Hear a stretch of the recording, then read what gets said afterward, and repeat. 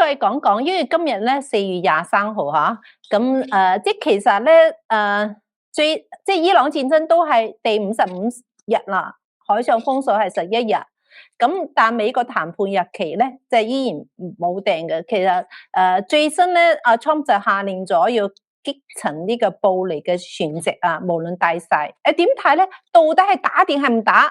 即係到底Trump 呢個咧下一步會點做咧？我哋講下穿住邊塊先。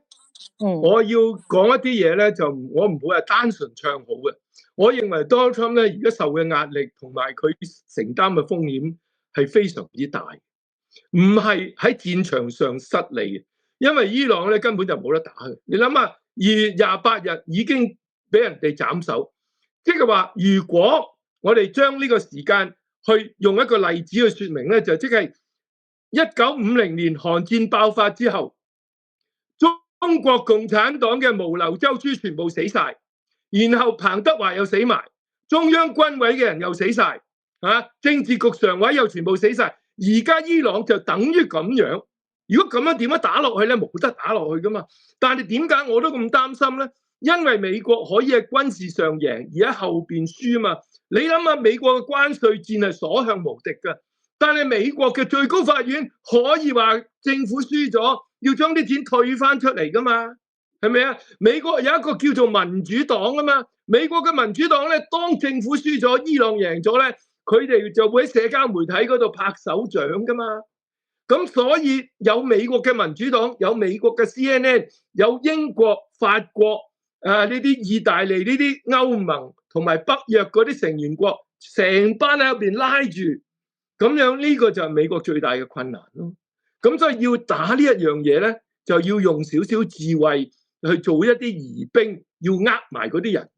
咁所以咧，我認為咧，而家 Donald Trump 咧就係用咗中共嘅超限戰嘅概念。嗱，仲有一樣嘢我要同大家講，就係如果冇國會授權，而政府即係嗰個總統係推行一個行政部門啊，嗰個 executive branch 做咗一個軍事行動係超過60日咧，咁就出現問題㗎啦，即係一定要有國會授權。咁呢個60日嘅死線咧就係4月29日。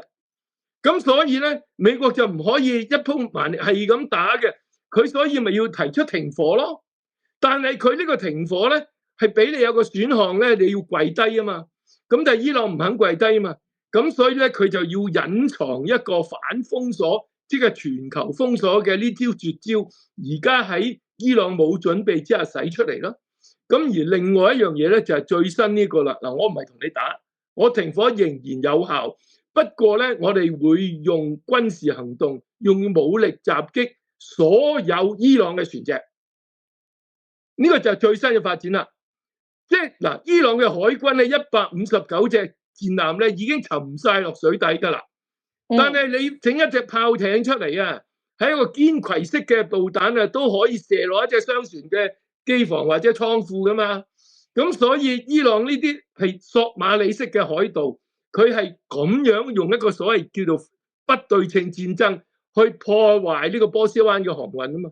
而家美國就話呢啲全部伊朗呢啲船隻咧，我就會逐格，即係我哋會唔會警告你，我直情毀滅你，直情係攻擊你。咁而家做嘅嘢其實咪喺委內瑞拉做過晒啦。